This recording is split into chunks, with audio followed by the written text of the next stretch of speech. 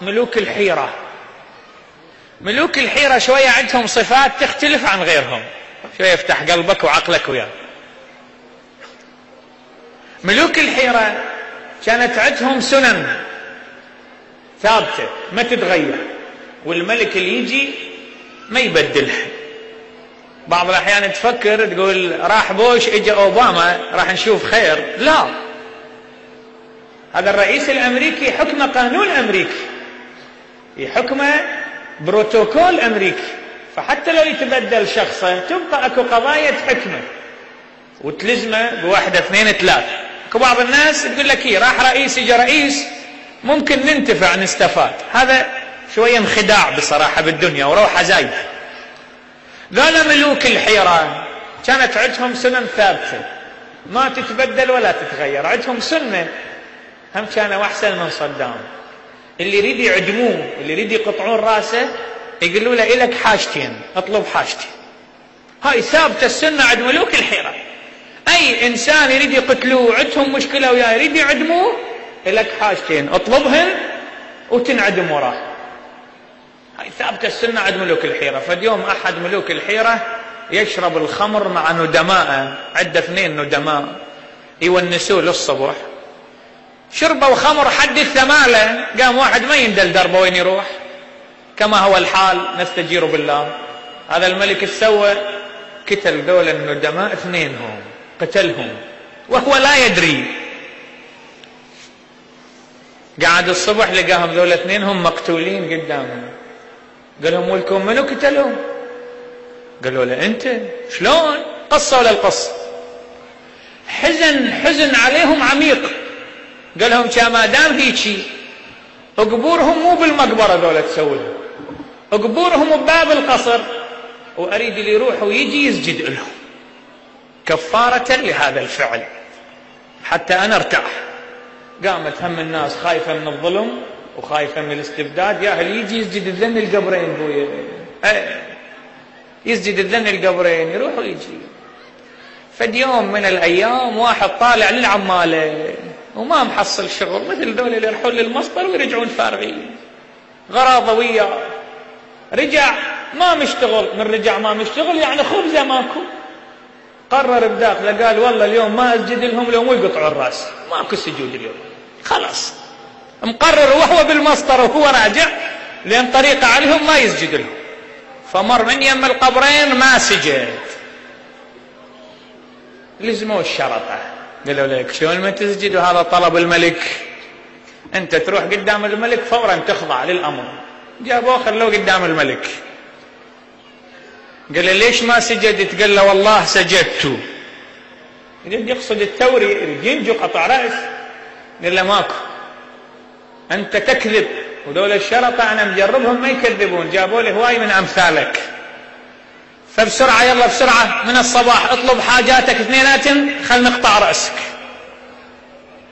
هذا باوع منا ما محصل شغل ومنا راح ينقتل يعني عياله بالضيم، فراد يسوي فد شيء ينتقم به من الملك.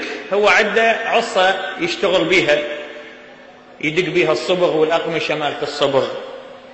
قال له حاجتي الأولى أضربك على رأسك بهاي التوثية.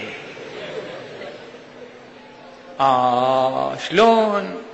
هذا الملك ظل صافن، باوع من الوزراء قال له السنة سنة آبائك وأجدادك، اندار منا جماعته قالوا له تموت وتحيا من أجل السنة ما بها مجال. باوع عليه رجع له قال له هاي الغرفة ايش كبرها؟ قال له كبيرة. قال له أملي لك إياها ذهب وفضة بس هاي الحاجة لا تطلب. هذا الملك ما مطقوق، هذا ما مطخوخ. قال له لو 10 غرف تملي لي إياهن حاجتي الأولى هذه إلا أضربك على رأسي. وبقي الأمر ساعة مردد وهذا ما يتنازل عن حاجته، وهاي سنة لازم يقطعوا راسه ولازم حاجتين إليه. ما أطول عليك السالفة، الملك تعدل قال له يلا هذا إجاه قلبه مورم ويريد يموت، شلون يطق قال انت واقول لك طق صدام، شلون يطق صدام؟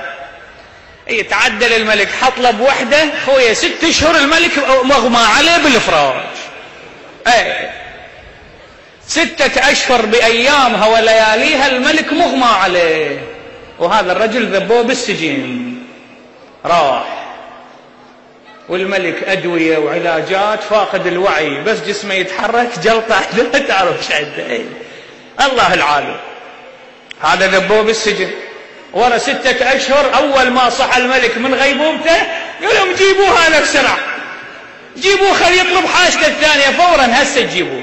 بعد الملك على السرير جابوه قدامه قال له اطلب حاجتك الثانية، قال له طقك بعد وحده.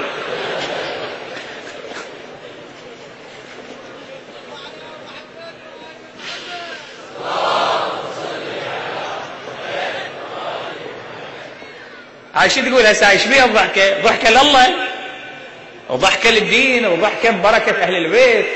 هاي ضحكة أحسن من ذيك الضحكة اللي بالقهوة ترى، وأحسن من الضحكة اللي على المسرحية، وأحسن من الضحكة اللي أمام الخلاعة وأمام كل شيء. هذه حتى تعرف تندل من تريد تفرح شلون تفرح. عموما الملك صفن قال له صدق؟ قال له إيه هذا طلع أطقك بعد واحد. زين هذا 6 أشهر واستوى. انتبه شوف السالفة الأطم. قال له أقول لك؟ قال له قول. قال له أنا أتذكر أنت قلت أنت سجدت، ذولا الشرطة يكذبون هذول، ذولا كذابين وأنت مبين فقير وصادق، أنت أكيد مساجد أنت وبس ما شافوكم. صلوا على محمد وآل محمد 5 مرات بأعلى أصواتكم.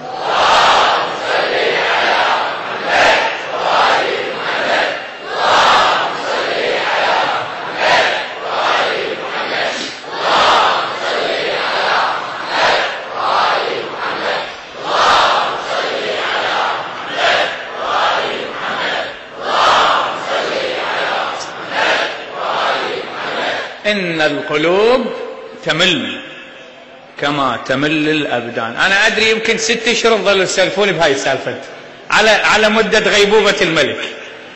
إذا الإنسان بعد يكون يعرف شلون يضحك. أنا هذا الشاهد مالتي الأول، أنه من يريد يفرح شلون يفرح. الفرحة تجي من الله، مو مثل الفرحة اللي يصنعها الإنسان. والفرحة اللي تجي مصادفة واتفاقا مو مثل الفرحة اللي يخطط لها الإنسان وغيرها من الأمور. الشاهد اللي ناخذه من هاي الموعظة مع فكاهيتها أنه أكو ناس السنة السيئة وما تقدر تتخلص من عاد. أكو ناس تورط أنفسها ورطة تريد تتخلص مما صنعت ما تقدر، لأنه من سن سنة سيئة فعليه وزرها ووزر من عمل بها إلى يوم القيامة. أنا صار لي 15 سنة على المنبر، و15 سنة ما في يوم من الأيام حضرت مولود وصفقت. أقعد أشارك بالاحتفال، أردد بالأناشيد بس ما أصفق، لأن اعطيت عهد للحسين أنه هاي الإيد تلطم ما تصفق إلى أن ألتقي به بأبي وأمي. هاي الإيد اللطمت ما تصفق. هذا مورد شخصي إلي. بس أنا قلت لك البارحة مو جانب فقهي وحرمة، لا، أكو جوانب أخرى أنا أراعيها، أكو جوانب أخرى شخصية أراعيها بذاتي بغيري. أما من أشوف احتفال والناس فرحانة والناس تقدم بالحكمة والموعظة الشيء الطيب